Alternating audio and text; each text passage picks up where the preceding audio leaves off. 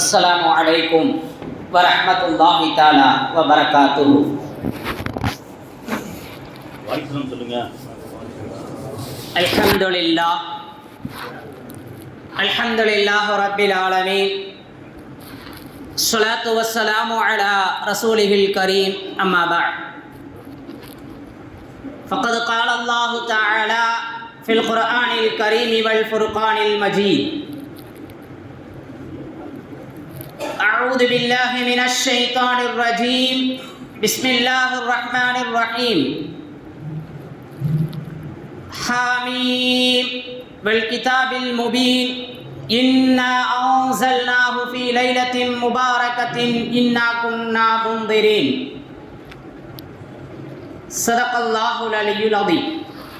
قال نبينا صلى الله عليه وسلم اتق الله حيثما كنت أو كما قال عليه الصلاة والسلام. سبحانك لا علم لنا إلا ما علمتنا إنك أنت العليم الحكيم.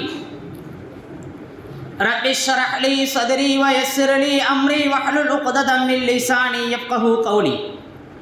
اللهم صل على سيدنا نبينا مولانا محمد طب القلوب ودوائها وعافية الأبدان وشفائها ونور الأبصار وضيائها وعلى آله وصحبه وسلم. அல்ஹம்துலில்லாஹ். புகழனைத்தும் அல்லாஹ் ஒருவனுக்கே உரித்தாகட்டுமாக. அன்பும் அருளும் ஆசையும் ஆதரவும் ஆருயிர் நாயகம் அன்னலம் பெருமானார் ஸல்லல்லாஹு அலைஹி வஸல்லம் அவர்களின் மீதும், அன்னாரின் வழி வாழ்ந்த வாழுகின்ற வாழப்போகின்ற, குறிப்பாக இந்த மஜ்லிஸை அலங்கரித்து கொண்டிருக்கக்கூடிய அத்துணை அன்பர்கள், நண்பர்கள், சகோதரர்களின் மீதும் உண்டாவதாக. பேரன்பிற்குரிய பேரருளாளனின் பேரருள் என்றென்றும் நம் மீது பொழிந்தருள வேண்டும் என்று பிரார்த்தித்தவனாக, புனிதமான பராத்தினுடைய இரவிலே நரக விடுதலை பெற்றவர்களில் அல்லாஹ் நம்மை சேர்த்து வைப்பானாக. பரக்கத்துக்களையும் ரஹமத்துக்களையும் வழங்குகின்ற ரப்புல் ஆலமீன் அதை அடைந்து கொள்ளக்கூடிய நசீபை நமக்கு தந்தருள்வானாக. மருத்துவமனை கஷ்டம், துன்பம், துயரங்கள், செலவுகள், சிரமங்கள் அத்துணையிலிருந்தும் அல்லாஹ் நம்மையும் ஏனைய மக்களையும் பாதுகாப்பானாக. ஆஃபியத்தையும் சலாமத்தையும் அல்லாஹ் நமக்கு நிரப்பமாக்குவானாக. நமது பிள்ளைகளை நமக்கு கண்குளிர்ச்சியாக்கி வைப்பானாக. சோதனைகளை விட்டும் அல்லாஹ் நம்மை பாதுகாப்பானாக. இந்தியா மட்டுமின்றி உலகளாவிய அளவிலே இஸ்லாத்தின் மீது ஏற்பட்டிருக்கக்கூடிய அத்துணை அச்சுறுத்தல்களில் இருந்தும் அல்லாஹ் நம்மை பாதுகாப்பானாக. அன்பிற்குரியவர்களே, காசாவுக்கு வைக்கப்பட்ட அந்த கெடுவை அல்லாஹ் நீக்கி, யாரு கெடு விதித்தார்களோ அல்லாஹ் அவர்களை தன் புறத்திலிருந்து ஹிதாயத்தை தந்தருள்வானாக.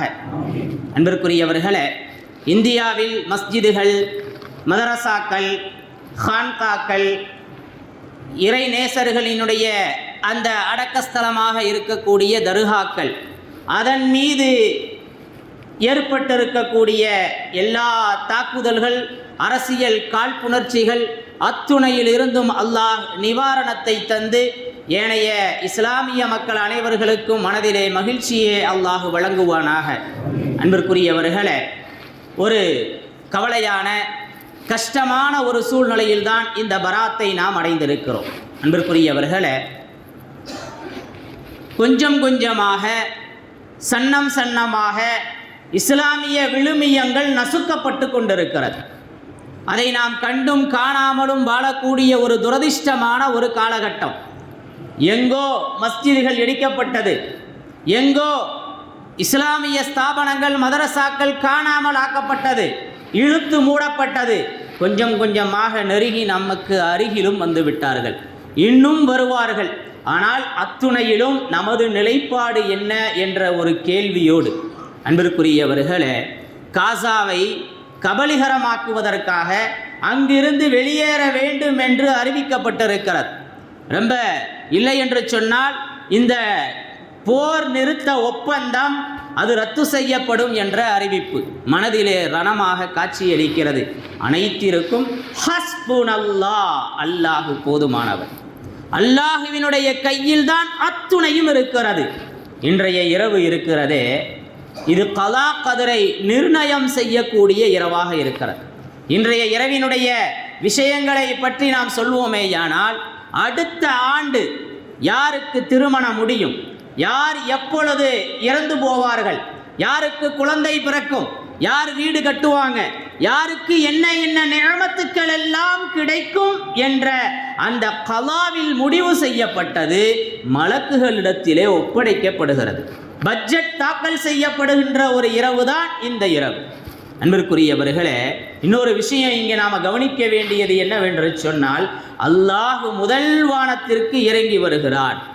அல்லாஹ் முதல் வானத்திற்கு வந்து விடுகிறான். என்னிடத்திலே யாராவது மன்னிப்பை தேடுகிறீர்களா, ஃபஅக்ஃபிரு லஹு, அவருக்கு நான் மன்னிக்கிறேன், மன்னிப்பை வழங்குகிறேன்.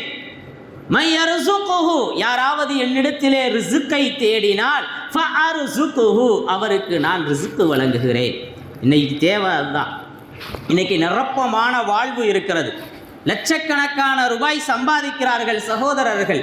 ஆனாலும் அது போதுமானதாக இல்லை. யோசித்து பாருங்களே, முந்தைய காலகட்டம் ஒரு 10 ஆண்டுக்கு முன்பு அல்லது ஒரு 20 ஆண்டுக்கு முன்பு இருந்த அந்த செழிப்பு, அந்த ஒரு நிம்மதி இன்று இருக்கிறதா? யோசித்து பாருங்கள்.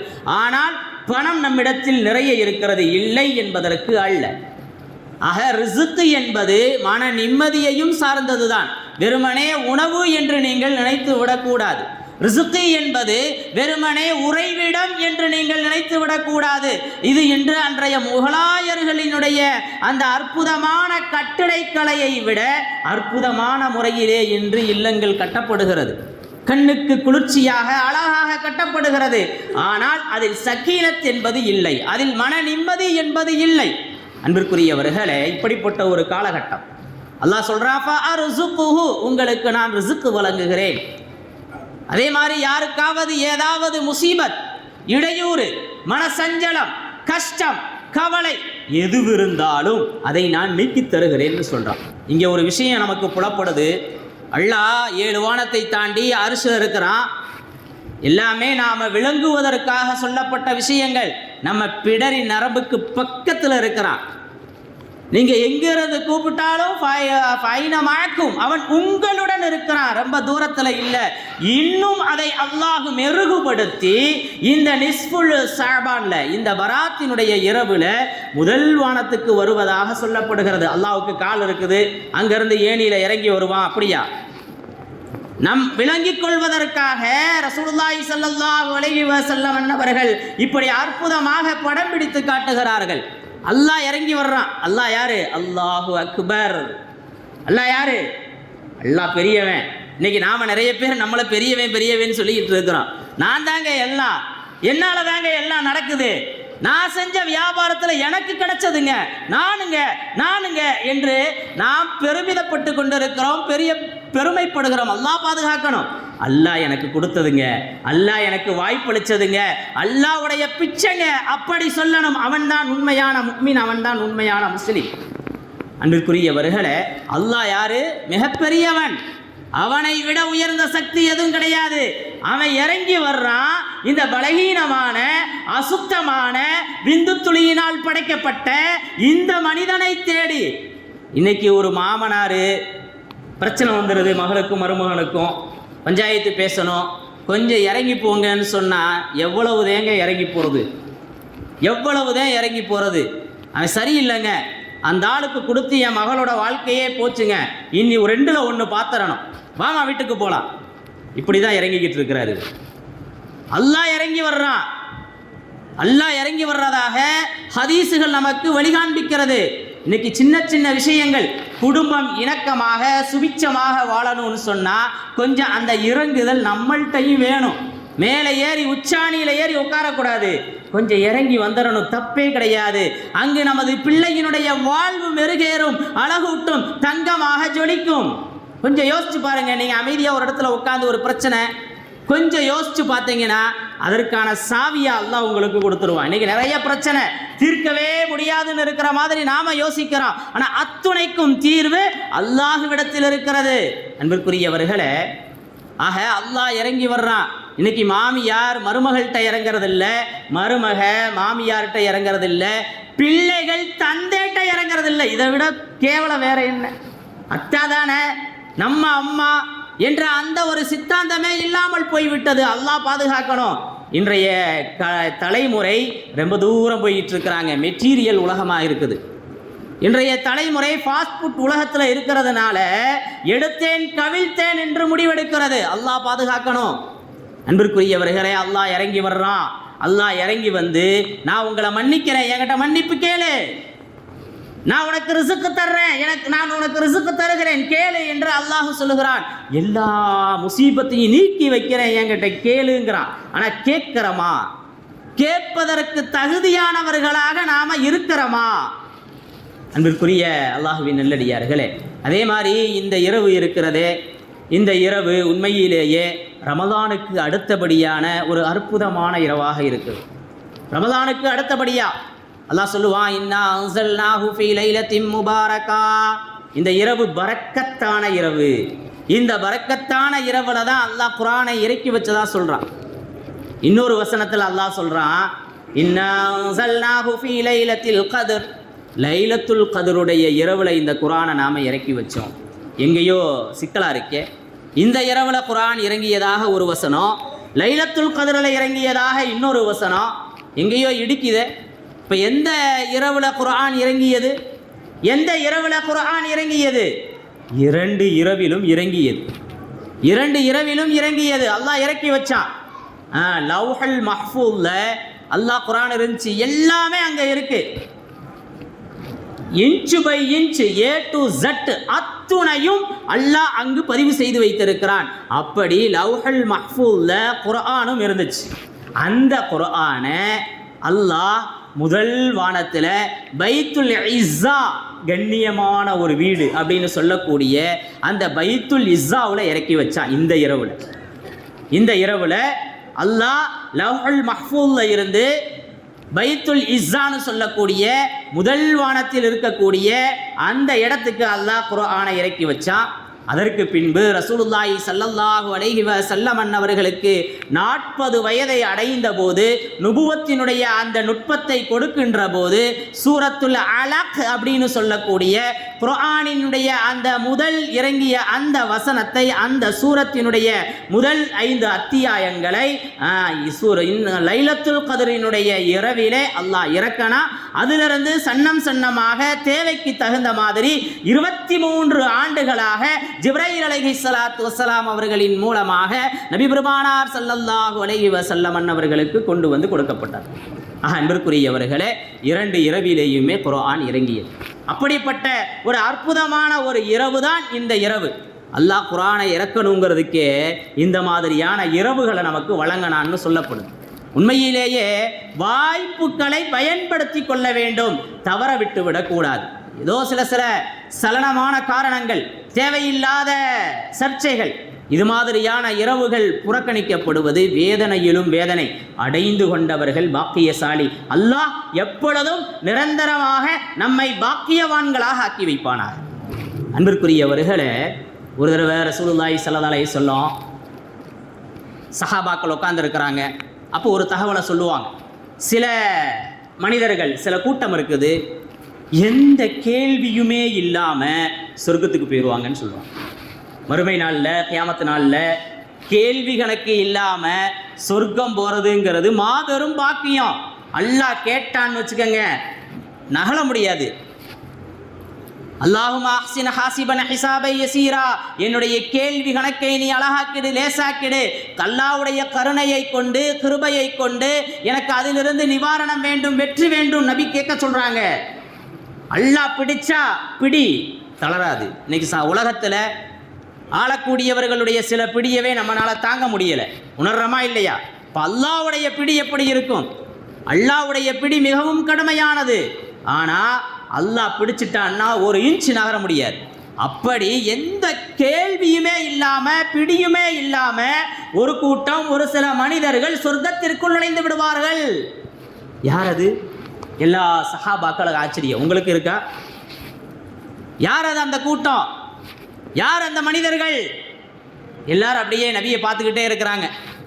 அன்பிற்குரியவர்களே, ரசூலுல்லாஹி ஸல்லல்லாஹு அலைஹி வஸல்லம் சொன்னாங்க, குறி கேட்காதவர்கள், ஜோசியம் பார்க்காதவங்க, உலகத்தில் வாழும்போது குறி கேட்காதவங்க, ஜோசியம் பார்க்காதவங்க, எந்த கேள்வியும் இல்லாமல் சொர்க்கத்துக்குள்ள போயிடுவாங்க. அல்லாஹு அக்பர். அல்லாஹ் அப்படி ஒரு பாக்கியத்தை நமக்கு தரணும். இன்னைக்கு பல விஷயங்களில் சகுனம் பார்க்கக்கூடியவர்களா, குறி பார்க்கக்கூடியவர்களா நாம் இருந்துட்டு இருக்கிறோம். ஒரு பெண் ஆணுக்கும் பெண்ணுக்கும் திருமணம் நடக்கணும், எங்கன்னா நல்ல நேரம் இருக்குது, அவர்கிட்ட போய் கேட்டு வந்து அந்த இதை நேரத்தை குறித்து நிறைய பார்க்குறாங்க இஸ்லாமியர்கள். வேதனையிலும் வேதனை, அல்லாஹ் பாதுகாக்கணும்.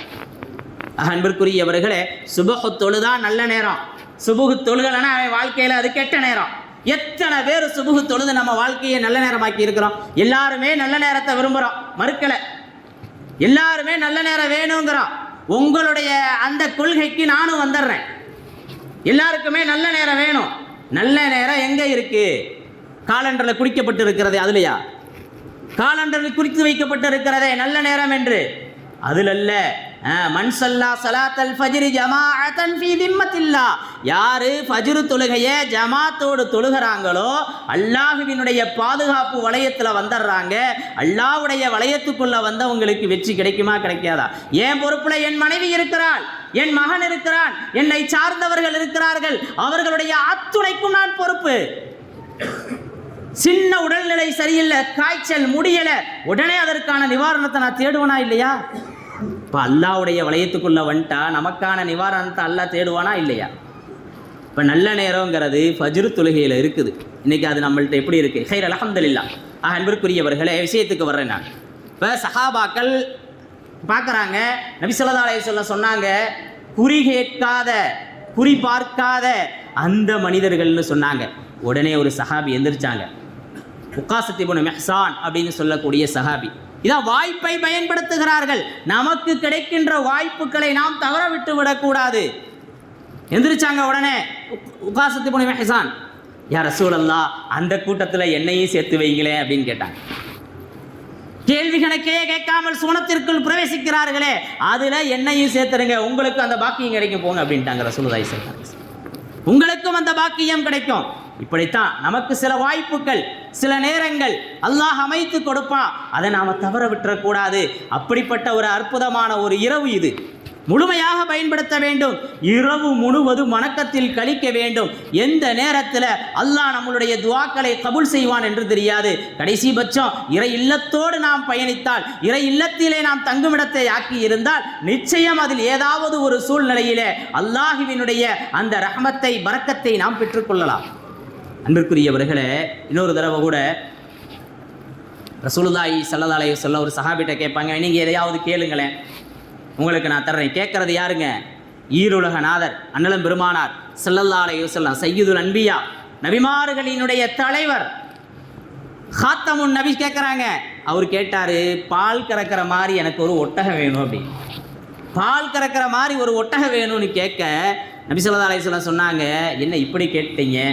பனு இஸ்ரவேலர்களினுடைய அந்த கிளவியை விட ரொம்ப மோசமாக போயிட்டீங்களேண்டா. பனு இஸ்ரவேலர்களுடைய அந்த கிளவியை விட நீங்கள் ரொம்ப மோசமாக போயிட்டீங்க, இப்படி கேட்டீங்களே அப்படின்ற உடனே அவர் கேட்டார், யா ரசூலல்லாஹ், அது என்ன? பனு இஸ்ரவேலருடைய கிளவியை விட மோசமாயிட்டேன்னு சொன்னீங்களே, அப்படி என்ன நடந்தது அப்படின்னு கேட்க, யூசுப் அலைஹிஸ்ஸலாம் வஃபாத்துடைய நேரம், யூசுப் அலைஹிஸ்ஸலாம் வஃபாத்துடைய நேரம், அவங்களுக்கு ஆசை பைத்துல் முகத்தஸில் மரணம் அடையணும்னு. அவங்களுக்கு ஆசை பைத்துல் முகத்தஸில் மரணம் அடையணும்னு.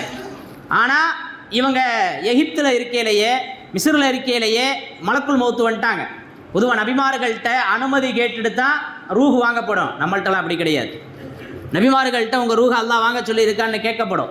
இப்போ வந்து கேட்குறாரு மலக்குல் மௌத்து, அல்லாஹ் வாங்க சொல்லிட்டான்னா நான் போக தயாராக இருக்கேன், ஆனால் எனக்கு ஒரு ஆசை இருந்துச்சு, அதை மட்டும் நீங்கள் அல்லாஹ்ட்ட சொல்லிடுங்கன்னு சொல்லி ரூஹ் எடுக்க சொல்லிட்டாங்க. யூசுப் அலைஹிஸ்ஸலாம் வஃபாத் ஆகிடுறாங்க.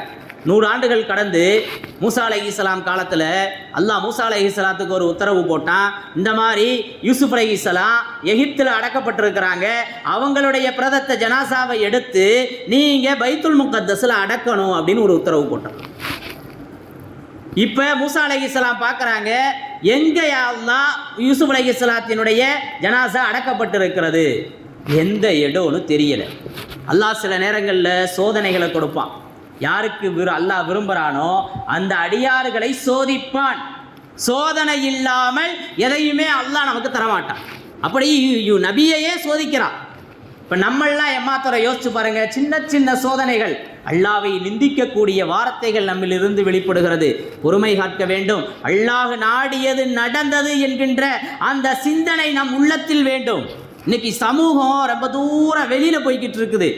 பாரம்பரியமான ஈமான், பாரம்பரியமான இஸ்லாம் இன்று இல்லை என்று சொல்ல வேண்டும். புதிய புதிய இஸ்லாத்தை தான் விரும்புகிறார்கள். இன்ன தீன இந்தல்லாஹில் இஸ்லாம், அல்லாஹ்விடத்திலே உன்னதமான வழிமுறை மார்க்கம் இஸ்லாம் தான். ஆனால் இந்த இஸ்லாத்தை வேறு வடிவில் புதுசாக காட்டினா தான் இன்றைக்கு இருக்கிற ஜென்ரேஷன் விளங்குது, பிரியப்படுது. அல்லாஹ் பாதுகாக்கணும். அன்பிற்குரியவர்களே, இப்போ மூசா அலைஹிஸ்ஸலாம் கேட்குறாங்க, யா அல்லாஹ் அதை நான் எப்படி கண்டுபிடிக்கிறது? பொதுவாக கபரஸ்தான் அப்படின்னு சொல்லப்பட்டுருச்சு. கபரஸ்தானில் எங்கன்னு தெரியணும்ல. இப்போ இது யாருக்கு தெரியும்? மூசா அலைஹிஸ்ஸலாம் தேடுறாங்க, யாருக்காவது தெரியுமான்னு விசாரிக்க சொல்கிறாங்க. ஒரே ஒரு மூதாட்டி இருக்கிறாள், ஒரு வயதான ஒரு கிழவி இருக்கிறாள். அவளுக்கு தெரியும் யூசுப் அலைஹிஸ்ஸலாத்தினுடைய மக்பரா இருக்கும் இடம் என்ற தகவல் வருகிறது. ஆள் அனுப்புகிறாங்க, அவள்கிட்ட போய் எந்த இடம்னு கேளுங்கன்னு சொல்கிறாங்க. கேட்குறவங்க யாரு? கலீமுல்லா. நபி ஸல்லல்லாஹு அலைஹி வஸல்லம், இப்ராஹிம் அலைஹிஸ்ஸலாம், அந்த முக்கியமான நபிமார்களுடைய வரிசையில் உள்ள மூசா அலைஹிஸ்ஸலாம் கேட்குறாங்க. இந்த மூதாட்டி விளங்கிக்கிட்டான். நல்ல சான்ஸ், நல்ல வாய்ப்பு, இதை நாம் தவற விட்டு விடக்கூடாதுன்னு சொல்லி அந்த மூதாட்டி கேட்குறா, அது எனக்கு தெரியும், ஆனால் அல்லாஹ்வுடைய கட்டளை, அல்லாஹ்வுடைய நேரடி உத்தரவு, அதை நிறைவேற்ற போறவர் அல்லாஹ்வுடைய தூதர். எனவே அதற்கான வழி காட்டுறதுக்கான பகரமும் அதற்கான கூலியும் எனக்கு பெருசாக இருக்குதுன்னு சொல்கிறா. அது என்னம்மா? நாளைக்கு மறுமையில சுவனத்தில் மூசா அலைஹிஸ்ஸலாத்தோட நான் இருக்கணும். அந்த ஒப்பந்தம், இந்த டீல் ஓகேனா நான் யூசுப் அலைஹிஸ்ஸலாத்தினுடைய மக்பராவை காட்டுறேன். இப்போ மூசா அலைஹிஸ்ஸலாத்திட்ட வந்து தகவல் சொல்லப்படுகிறது. இது என்னடா ரொம்ப ஓவராக இருக்குது, ஒரு கபரை காட்டுறதுக்கு இவ்வளோ பெரிய டீலா, மூசா நபியோட இருக்கணுங்கிறதா அப்படின்னு மூசா அலைஹிஸ்ஸலாம் அல்லாஹ்ட்ட கேட்குறாங்க. யா அல்லாஹ், என்ன இந்த அம்மா இப்படி சொல்லுது? நீங்கள் என்னுடைய கட்டளையை நிறைவேற்றணும், அப்போ நீங்கள் அதை நிறைவேற்றி கொடுத்து தான் ஆகணும்னு சொன்ன உடனே மூசா அலைஹிஸ்ஸலாமும் அந்த டீலை ஓகே பண்ணுறாங்க. அந்த டீலை ஓகே பண்ணி நாளைக்கு சுவனத்தில் மூசா அலைஹிஸ்ஸலாத்தோடு இருக்கக்கூடிய பாக்கியம் கிடைப்பதாக முடிவு செய்யப்பட்டு அந்த அம்மையார் அந்த மக்பராவை யூசுப் அலைஹிஸ்ஸலாத்தினுடைய கபரை காட்டினார்கள் என்பது வரலாறு. இப்படி வாய்ப்பு கிடைப்பதை பயன்படுத்தி கொண்டார்கள். இன்னைக்கு நமக்கும் நிறைய வாய்ப்புகளை அல்லாஹ் வழங்கிக்கிட்டே இருக்கிறான். நம்மை நல்ல அடியார்களாக, நம்மை உத்தமர்களாக சுவனத்தில் நம்மளை கூட்டு போய் விடுறதுக்கான அற்புதமான வாய்ப்புகளை அல்லாஹ் வழங்குறான். ஆனால் அந்த தீனுல் இஸ்லாத்தினுடைய வாய்ப்புகளை நாம் எப்படி பயன்படுத்துகிறோம், நம்முடைய வாழ்க்கையில் எப்படி கடைபிடிக்கிறோம் என்பதுதான் ட்ரில்லியன் கணக்கான கேள்விகள். அன்பிற்குரிய தாய்மார்களே, சகோதரிகளே, அன்பர்களே, நண்பர்களே, கொஞ்சம் யோசித்து பார்க்க வேண்டும். ஒரு அற்புதமான இரவு, கலா கதிர், முடிவு செய்யப்படுகின்ற இரவு. யாருக்கு என்ன நடக்கும் என்பதை மலக்குகளிடத்திலே ஒப்படைக்கப்படும் இரவு இது. எனவே இந்த இரவுல நபி ஸல்லல்லாஹு அலைஹி வஸல்லம் சொல்லுவாங்க, என்னை பற்றிய அமால்கள் எடுத்து காட்டப்படும் போது, மலக்குகளிடத்திலே ஒப்படைக்கும் போது நான் நோன்பாளியாக இருக்க விரும்புகிறேன்னு சொன்னாங்க ரசூலுல்லாஹி ஸல்லல்லாஹு அலைஹி வஸல்லம். இப்போ இரவிலே விழித்து வணங்க வேண்டும், அல்லாஹ்வை திக்ரு செய்ய வேண்டும், பகலிலே நோன்பு நோற்க வேண்டும் என்பது இன்றைய தினங்களினுடைய சுன்னத்தாக இருந்து கொண்டிருக்கிறது. அன்றுக்குரிய அல்லாஹ்வின் நல்லடியார்களே, கலா கதிர் அப்படின்ற உடனே கலா கதிரை நாம் நம்பியாக வேண்டும். கலா கதிரில் நம்புறதுல ஹைக்கி நைக்கி ஆயிடக்கூடாது. நம்மளுடைய ஈமானே இன்னைக்கு ஹைக்கி நைக்கியாக தான் இருக்குது. புரியுதுல? ஹைக்கி நைக்கினா இங்கிட்டு கொஞ்சம் அங்கிட்டு கொஞ்சம், இப்படியும் தான் அப்படியும் தான். சமய நல்லிணக்கம் சம்பந்தமான பல விழிப்புணர்வுகள் செய்யப்படுகிறது. சமய நல்லிணக்கம்னா என்ன? பிற மத கல்ச்சரை நமது கல்ச்சராக்கி கொள்வதா? சமீபத்தில் கூட ஒரு மஸ்ஜிதுடைய திறப்பு விழா, அதில் மேலதாளங்களோடு கொட்டுக்களை கொட்டி கொண்டு மெஹராபு வரைக்கும் சீதனத்தை கொண்டு வந்து கொடுத்தாங்க தொப்புள் கொடி உறவுகள். அவங்க கொண்டு வர்றாங்க, ஆனால் மஸ்ஜிதுக்குள்ள மேலதாளத்தை அனுமதிக்கலாமா? இது சமய நல்லிணக்கம் என்று சொல்லப்படுகிறது. அல்லாஹ் பாதுகாக்கணும். லக்கும் தீனுக்கும் வலியது, உங்களுக்கு உங்களுடைய மார்க்கம், எங்களுக்கு எங்களுடைய மார்க்கம். உங்கள் வழியில் நாங்கள் வர முடியாது, எங்கள் வழியில் நீங்கள் வர முடியாது. நாங்களாக இருப்போம், நீங்கள் நீங்களாக இருப்பீங்க. இதில் எந்த விதமான இடையூறு யாரும் செய்ய மாட்டோம். இதுதான் சமய நல்லிணக்கம். அன்பிற்குரியவர்களே, ரசூலுல்லாஹி ஸல்லல்லாஹு அலைஹி வஸல்லம் தீனுல் இஸ்லாத்தை மக்களை எடுத்து சொல்கிற அந்த காலகட்டத்தில் ரசூலுல்லாஹி ஸல்லல்லாஹு அலைஹி வஸல்லம் தீனை எடுத்து சொல்கிறாங்க. மக்கத்து காஃபிர்கள் எப்படியெல்லாம் தடை செய்ய வேண்டுமோ அத்துணை வழிகளையும் கையாளுகிறார்கள். எதுலையுமே நபியை மடக்க முடியல, எந்த வழியிலையுமே நபியை அவர்களுடைய வழிக்கு கொண்டு வர முடியல. கடைசியில் ஒரு டீல் பேசுகிறாங்க. ஒரு வருஷத்துக்கு உங்கள் வழியை பின்பற்றுவோம், இன்னொரு வருஷம் எங்கள் வழியை நீங்கள் பின்பற்றணும். மக்கத்து காஃபிர்கள் சொல்கிறாங்க, ஒரு வருஷம் நீங்கள் எதை சொல்கிறீங்களோ அதை பின்பற்றிக்கிடுவோம், இன்னொரு வருஷம் நம்ம பழைய மூதாதையர்களுடைய வழியை பின்பற்றிக்குவோன்னு.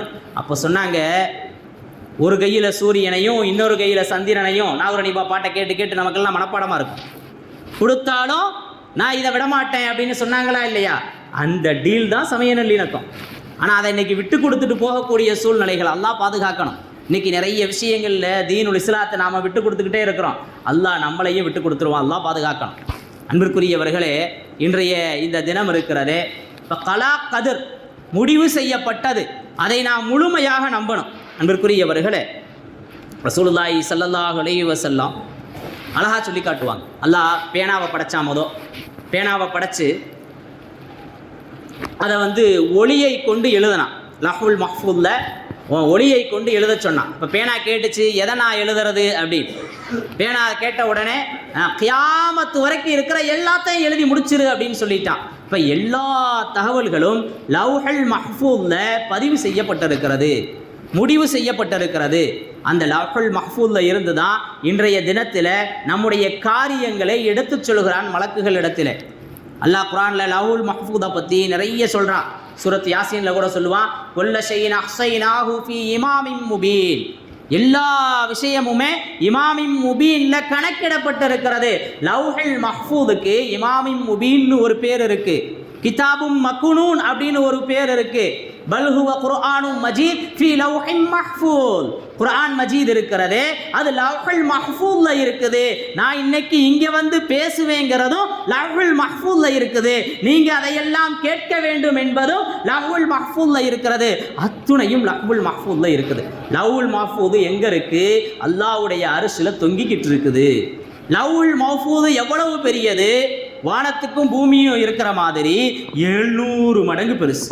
அல்லாஹ், இப்படி லவ்ஹுல் மஹ்ஃபூஸ் இருக்கிறதே அதில் அத்துணையும் பதிவு செய்யப்பட்டிருக்கிறது. முத்துக்களால் அது உருவாக்கப்பட்டிருக்கிறது, ஒளியால் அது பிரகாசித்து கொண்டிருக்கிறது. அதில் அல்லாஹ் இப்படி ஒரு விஷயத்தை பதிவு செஞ்சிருக்கிறான், என்னுடைய கோபத்தை என்னுடைய ரஹ்மத் மிகைத்து விட்டது, என்னுடைய கோபத்தை என்னுடைய அன்பு என்னுடைய நேசம் மிகைத்து விட்டது அப்படின்ற வார்த்தையை பதிவு செஞ்சிருக்கிறான்னு சொல்லி லவ்ஹுல் மஹ்ஃபூஸை பற்றி சொல்லப்படுகிறது. அன்பிற்குரியவர்களே, ஒரு தடவை ரசூலுல்லாஹி ஸல்லல்லாஹு அலைஹி வஸல்லம் பகீஉல் கர்கத் சொல்லக்கூடிய ஒரு கபரஸ்தான் பொது மையவாடியில் உட்காந்துருக்கிறாங்க. இப்போ பொது மையவாடியில் உட்காந்து ஒரு தகவலை சொல்கிறாங்க.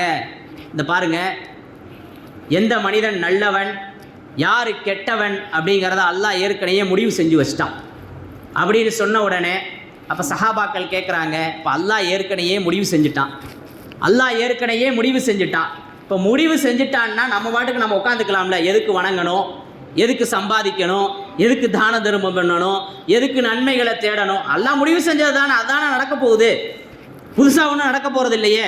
எனக்கு என்ன கிடைக்கணும்னு அல்லாஹ் முடிவு செஞ்சுட்டான், இப்போ அதுதானே நடக்கும், அப்புறம் ஏன் நான் வணங்கணும்? ஒவ்வொருத்தருக்கும் ஒரு சுதந்திரம் கொடுக்கப்பட்டிருக்கிறது.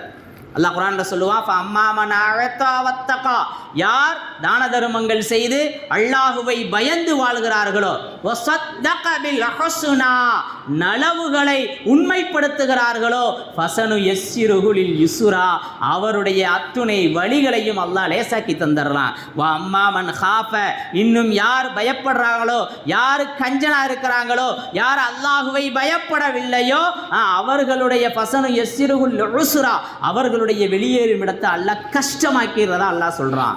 அன்பிற்குரியவர்களே, ஆக ஒரு மனுஷன் நல்லவனா கெட்டவனா ஒரு உருவகு படைக்கப்படுது.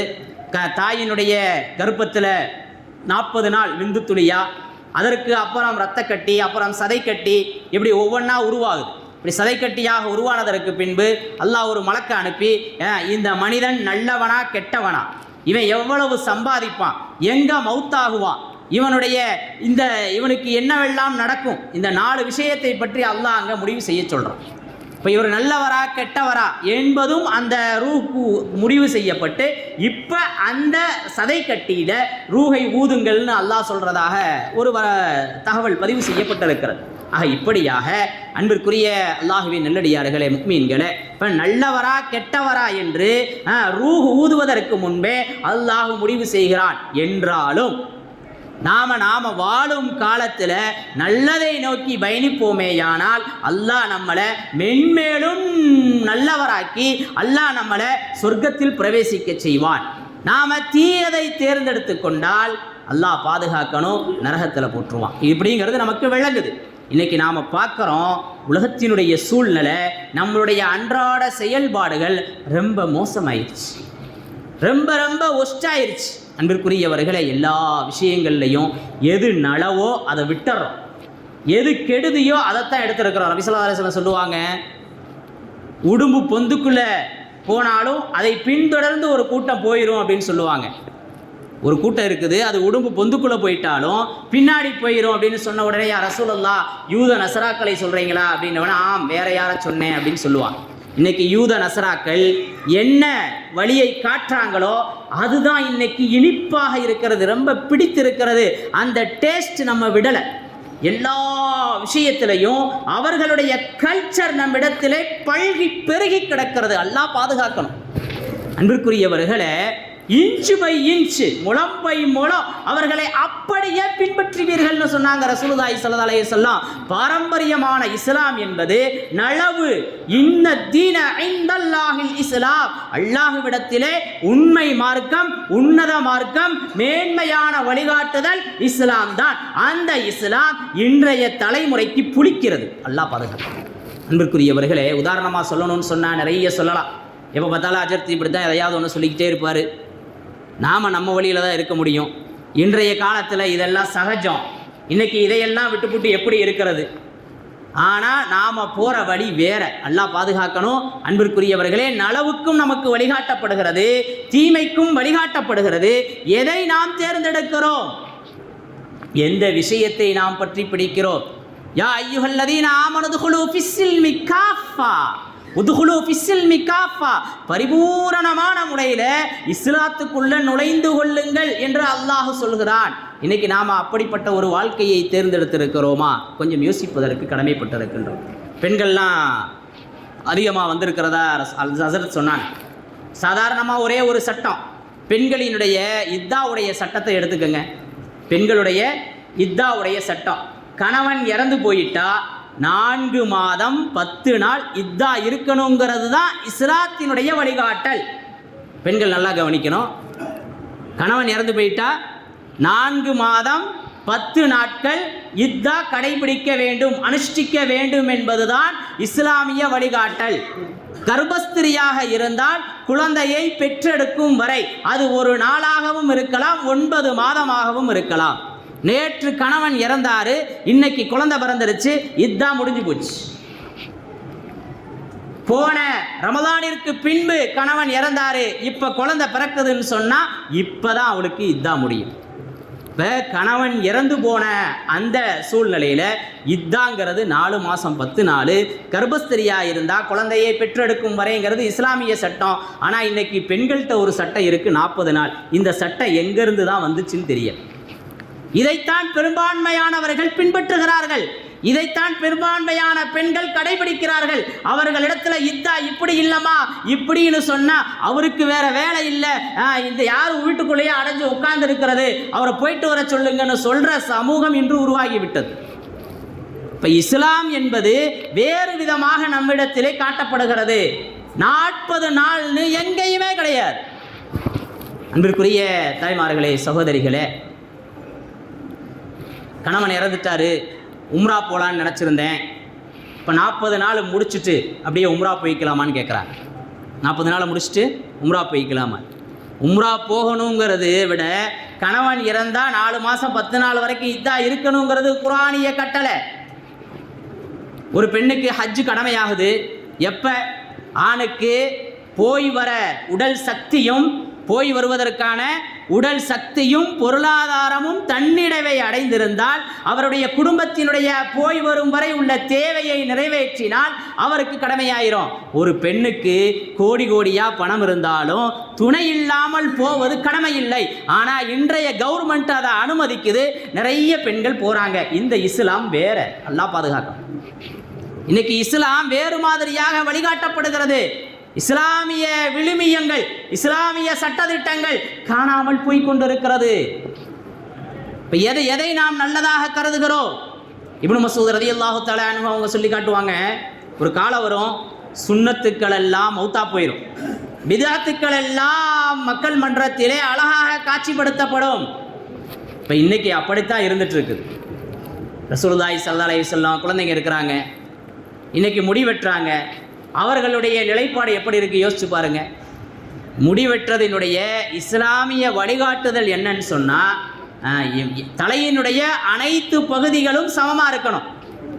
பின்பகுதியில் எவ்வளவு முடி இருக்குதோ அதே மாதிரி தான் முன்பகுதியில் இருக்கணும், சைடுலையும் இருக்கணும். ஆனால் இன்னைக்கு முடி வெட்டுவதனுடைய நிலைமை எப்படி இருக்குது யோசிச்சு பாருங்க. இதை சொன்ன அஜரத்து பழமைவாதி இன்னைக்கு இருக்கிற ஃபேஷனை விட்டுப்புட்டு அவர் ஃபண்டமெண்டலிஸ்டில் இருக்கிறாரு அப்படின்னு சொல்லிடுவான். அன்பிற்குரிய தாய்மார்களே, சகோதரிகளே, இளைஞர்களே, இப்போ வேற ஒரு மார்க்கத்தை நோக்கி இஸ்லாத்தினுடைய அந்த பாரம்பரியத்தை விட்டு இந்த சமூகம் தகர்ந்து கொண்டிருக்கிறது. இன்னைக்கு பாருங்க, நிறைய இளைஞர்கள் பிரேஸ்லெட் போடுறாங்க, கழுத்தில் செயின் போட்டுக்கிறாங்க. நாய்க்கும் செயின் தெரியுது, கழுத்தில் இளைஞர்களுக்கும் செயின் தெரியுது. ரெண்டுக்கு வித்தியாசம் எனக்கு வேற மாதிரி தெரிய மாட்டுது. கேவலமாக இருக்குது, அல்லாஹ் பாதுகாக்கணும். ஒரு வெள்ளி அணிவதற்கு அனுமதி இருக்குது, இதை விட தங்கம் ஹராமுங்கிறது தெளிவாக தெரியும். கல்யாணத்தில் மாப்பிள்ளை தங்கம் போட்டால் தான் அவர் மாப்பிள்ளை. உண்மையா இல்லையா? சொல்ல முடியாது. அப்படி தங்கத்தை போட்ட உட்கார வச்சு அவருக்காக அஜரத்து துவா ஓதணும். காலத்தினுடைய கொடுமை அது. அப்படி துவா ஓதி அவருக்கு துவா செய்யணும். அந்த துவா எங்கேயாவது கபூலாகுமா யோசிச்சு பாருங்க. ஏன்னா தங்க ஹராம், ஹராம் இருக்கிற இடத்துல மலக்கு வரமாட்டாங்க, கபூலியத்தே நடக்காது. திருமணத்தில் உட்கார்ந்து துவா ஓதுங்க அஜரத்து, அதுவும் நீங்கள் ஓதுற துவா சூப்பராக இருக்கும்னு சொல்கிறத விட கொடுமையும் கவலையும் வேதனையும் வேற எதுவும் இல்லை. அன்பிற்குரிய அல்லாஹ்வின் நல்லடியார்களே, இப்போ நாம் ஒரு இஸ்லாத்தை நினச்சி வச்சுட்டு இருக்கிறோம், அதுதான் இஸ்லாம்னு வாழ்ந்துக்கிட்டு இருக்கிறோம்.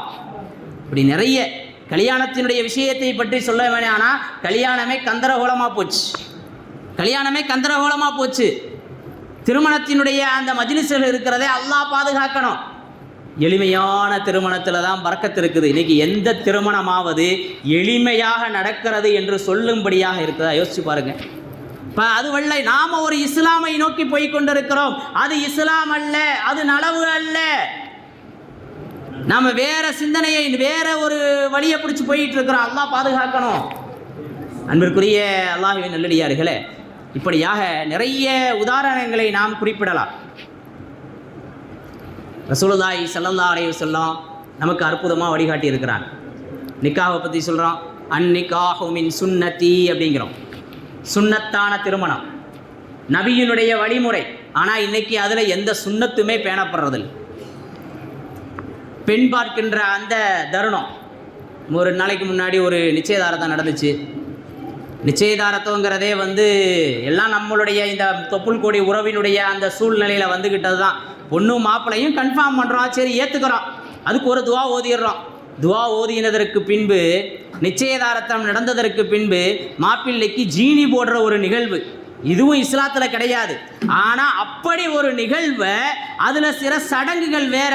கல்யாணத்துக்கு நெருக்கமாக தான் போடணும், ரொம்ப முன்னாடியே போட்டுட்டா மாப்பிள்ளை எங்கேயும் போக முடியாது, மாப்பிள்ளை எங்கேயும் போக முடியாது. அப்படியே போட்டுட்டு இருந்தால் ஏதாவது ஆபத்து ஏற்பட்டுரும்.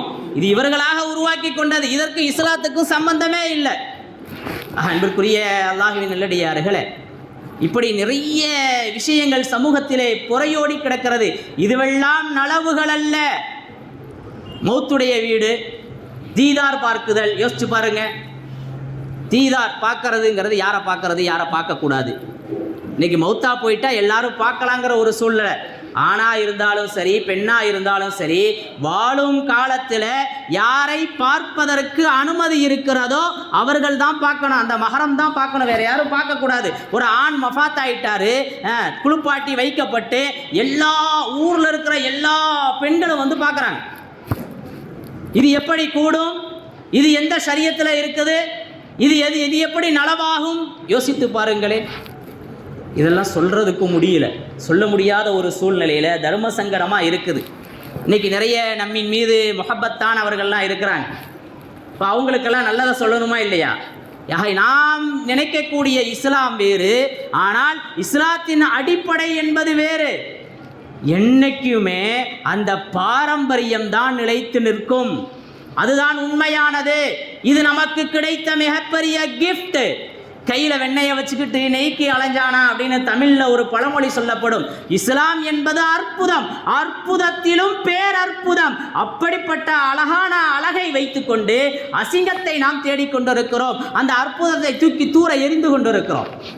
அன்பிற்குரியவர்களே, எனவே கொஞ்சம் நாம் விளங்கிக் கொள்ள வேண்டும். அப்போ தீதார் பார்க்குதல், இப்போ யார் பார்க்கணுமோ அவங்க தான் பார்க்கணும், பார்க்கக்கூடாதவங்க பார்க்கக்கூடாது. எல்லாரும் போய் எல்லாரும் பார்க்கறது. வயசான அம்மா தானே, போய் பார்த்தா என்ன? பார்க்கக்கூடாதுன்னா விட்டுற வேண்டியது தானே. அந்த அம்மாவை நீ இப்போ போய் பார்த்தா என்ன, பார்க்காட்டி என்ன? துவா செய்யுங்க அவங்களுக்காக, ஜனாசால கலந்துக்கங்க, உங்களுக்கும் நன்மை கிடைக்குது. ஜனாசா தொழுகையில் கலந்துக்கிட்டா ஒரு கீரத்து நன்மை, கபரஸ்தான் வரைக்கும் போய் அடக்கிட்டு வந்தால் 2 கீரத்து நன்மை. யார் கஃபன் அணிவிக்கிறாரோ அவருக்கு கியாமத்து வரைக்கும் ஆடை அணிவித்த நன்மை கிடைக்குது. யார் ஒருத்தரை கபருஸ்தான் கபருக்குள்ளே இறக்கி அவர்களை தங்க வைக்கிறாரோ கியாமத்து வரைக்கும் ஒருத்தரை தங்க வச்ச நன்மை கிடைக்குது. இன்னைக்கு இதையெல்லாம் விட்டுட்டோம், இப்படிப்பட்ட நலவுகளை எல்லாம் கண்டுக்கலை. அன்பிற்குரியவர்களே, தீதார் பார்க்குதல் ஜனாசாவாயிருச்சு, அந்த வீட்டுக்கு போய் அவர்களுக்கு முசாபா செய்து ஆறுதல் வார்த்தை சொல்லணும், ஆறுதல் வார்த்தை சொல்லணும். இன்றைக்கி இந்த விஷயத்தில் ரொம்ப பொடுபோக்காக இருக்கிறோம். பக்கத்து வீட்டில் பக்கத்து தெருவில் தான் மௌத்தாக இருக்குதும், ஆனால் நமக்கு உறவினராகவோ பழக்கம் இல்லாதவரோ இருப்பார், கண்டும் காணாமல் போயிடும். நமக்கு என்ன வந்துச்சு அப்படின்ட்டு போயிடும். அப்படி இல்லை, காகம் நமக்கு அற்புதமாக வழிகாட்டுகிறது. இஸ்லாம் ஒரு ஜனாசாவை எப்படி புதைக்க வேண்டும் என்பதற்கு அல்லாஹ் குர்ஆன்ல சொல்லி காட்டுறான். ஒரு காகத்தை வைத்து வழிகாட்டினான். காகம் இன்னொரு காகத்தை குடிபறித்து உள்ளே அடக்கியது. அதை பார்த்துதான் இந்த மனிதன் அடக்க பழகி கொண்டான். அன்பிற்குரியவர்களே, அப்படி ஒரு அற்புதமான வழிகாட்டுதலை காகத்தின் மூலமாக அல்லாஹ் கொடுத்தான். இன்றைக்கும் நமக்கு காகம் ஒரு படிப்பினையை கொடுத்துக்கிட்டே இருக்குது. ஒரு காகம் இறந்துருச்சுன்னா எல்லா காக்காயும் போய் அங்கே போய் கத்திக்கிட்டு கவலையை வெளிப்படுத்தி துக்கத்தை வெளிப்படுத்தி, இஸ்லாத்தில் இருக்குது. இப்போ ஒரு வீட்டில் மவுத் ஏற்பட்டுருச்சுன்னா அக்கம் பக்கம் இருக்கிறவங்க அவர்களுக்கு உணவு சமைத்து கொடுக்க வேண்டும். மவுத்தான வீட்டில் உணவு சமைக்கிறது மக்ரூ, அண்டை வீட்டினர் உணவு சமைச்சு கொடுக்கணும். ஆனால் இன்றைக்கி அங்கே மௌத்தா போச்சா இங்கே எது வந்துட போகிறாங்கன்னு சொல்லி நம்ம பாதையை அடைச்சிக்கிட்டு போகக்கூடிய, ஏன்னா துர்சகுணம் துர்க்குறி அப்படிங்கிற மாதிரியான மக்கள் எல்லாம் இன்னும் வாழ்ந்து கொண்டிருக்கிறார்கள். அல்லாஹ் பாதுகாக்கணும். அன்பிற்குரிய அல்லாஹுவின் நல்லடியார்களே, இப்படியாக நாம் இஸ்லாம் என்பதை நலவு என்பதை வேறு மாதிரி யோசித்து கொண்டிருக்கிறோம். ஆனால் அதுவல்ல. நலவுகளை உண்மைப்படுத்துங்கள். இஸ்லாம் எதை நமக்கு வழிகாட்டி இருக்கிறதோ அதை பின்பற்ற வேண்டும், அதை ஃபாலோ செய்ய வேண்டும். அப்படிப்பட்ட அற்புத மனிதர்களாக நாம் இருக்கணும். அன்பிற்குரியவர்களே, அதே மாதிரி இந்த இரவு இருக்கிறதே, இப்போ இந்த கலா கதிரை பற்றி நாம் குறிப்பிட்டோம். இப்போ கலா கதிரின் மீது நாம் சந்தேகம் கொண்டக்கூடாது. பொதுவாகவே எந்த விஷயத்திலையும் நாம் சந்தேகம் கொள்ளக்கூடாது. நாம் ஒரு சந்தேகம் கொண்டா அது மாதிரியே அல்லாஹ் அமைச்சு கொடுத்துருவான். அப்போ நல்லெண்ணம் கொள்ளணும். யாக்கூப் அலைஹிஸ்ஸலாம் தன் மகன் யூசுப் அலைஹிஸ்ஸலாத்தினுடைய விஷயத்தில் ஒரு கவலையை வெளிப்படுத்துவாங்க. அவங்க சொல்லுவாங்க, தந்தையே, நான் இப்படி நட்சத்திரங்கள் எல்லாம் எனக்கு சூரியன் எல்லாம் சஜிதா செய்கிறது போல ஒரு கனவு கண்டேன் அப்படின்னு சொன்ன உடனே, இதை நீ வெளியில் உன் சகோதரர்கள்ட்ட சொல்லிடாதப்பா, அவங்க பொறாமப்பட்டுருவாங்க, உனக்கு கிடைச்ச பாக்கியத்தை அவங்க பொறாமப்பட்டுருவாங்க அப்படின்னு சொல்லுவாங்க. அதே மாதிரி அவங்க பொறாமப்பட்டாங்க. என்னடா யூசுஃபின் மீது மட்டுமே நம்ம தந்தை கொஞ்சம் அதிகம் பாசம் வச்சுருக்கிறாரே, பொறாமப்பட்டாங்க. இப்போ யூசுஃபை எங்கள் கூட அனுப்புங்க, நாங்கள் விளையாட்டு காட்டிட்டு நாங்கள் அவரு கூட அழகாக அற்புதமாக அவரை என்ன செய்கிறோம், விளையாட்டு காட்டி அவரை நாங்கள் அழைத்து வருகிறோம் அப்படின்னு சொன்ன உடனே ஓனாய் சாப்பிட்ருமுன்னு பயப்படுறேன்ப்பா அப்படின்னு சொன்னாங்க. ஓனாய் சாப்பிட்ருமுன்னு பயப்படுறேன்னு சொன்னாங்க. அதே மாதிரியே அவங்க கூட்டு போய் அவர்கள் யூசுப் அலைஹிஸ்ஸலாத்தை தனியாக அந்த கிணத்துக்குள்ளே போட்டுட்டு சட்டையை எடுத்துக்கொண்டு வந்து அதில் பொய்யான ரத்தத்தை தடவி கொண்டு வந்து கொடுத்தாங்க. சட்டையை பார்த்தாங்க. பார்த்த உடனே இவர் கண்டுபிடிச்சிட்டாரு. ஏன்னா ஓனாய் கடிச்சிருந்தா சட்டை கிழிஞ்சிருக்கணும். சட்டை கிழியவே இல்லை, வெறுமனே ரத்தம் மட்டும்தான் தடவப்பட்டிருக்குது. அப்போ ஏதோ ஒரு சம்திங் நடந்துருச்சுன்னு விலகிக்கிட்டாங்க. ஆக அவர் பயந்த மாதிரி இவங்களும் சொன்னாங்க, ஓனாய் கடிச்சிருச்சு சந்தையே, நாங்கள் கொஞ்சம் அசந்துட்டோம், விளையாண்டுக்கிட்டே நாங்கள் ஆடுகளை மேய்த்து கொண்டே அங்கிட்டு போயிட்டோம், இங்கிட்டு வந்து பார்த்தா தம்பியை ஓனாய் கடிச்சு போச்சு அப்படின்னு சொல்லிட்டாங்க. இப்போ நாம் ஒரு விஷயத்தை பயப்படுறோன்னு சொன்னால் அதே மாதிரி அல்லாஹ் ஆக்கிடுவோம். அன்பிற்குரியவர்களே, எனவே நம்ம கதிரின் மீது கெட்டெண்ணம் கொண்டு விடக்கூடாது, நாம் நல்லெண்ணம் கொள்ள வேண்டும். அன்பிற்குரியவர்களே, நாம் ஒரு சிறந்த மனிதர்களாக இன்றைக்கி இருக்கக்கூடிய சமூகம் நாம் என்ன சொன்னாலும் அதை கேட்குற மாதிரி இல்லை. இன்று திருமண நாட்கள் கொண்டாடப்படுகிறது, பிறந்த நாட்கள் கொண்டாடப்படுகிறது, புது டே, புதுசாக இஸ்லாத்தில் இருக்கக்கூடிய ஜும்ஆ நாள், அது ஏழைகளின் பெருநாள். அந்த ஜும்மாவுக்கு இருக்கக்கூடிய மதிப்பை கூட நாம் சரியாக பயன்படுத்துறதில்லை. ஆனால் நம்ம வாழ்க்கையில் ஏற்பட்ட அந்த முக்கியமான தருணம்னு கருதனமே, பிறப்பு அல்லது திருமணம் அல்லது வீட்டினுடைய நிகழ்வுகள், இதையெல்லாம் ரொம்ப முன்னிலைப்படுத்துகிறோம். எல்லாம் பாதுகாக்கணும்.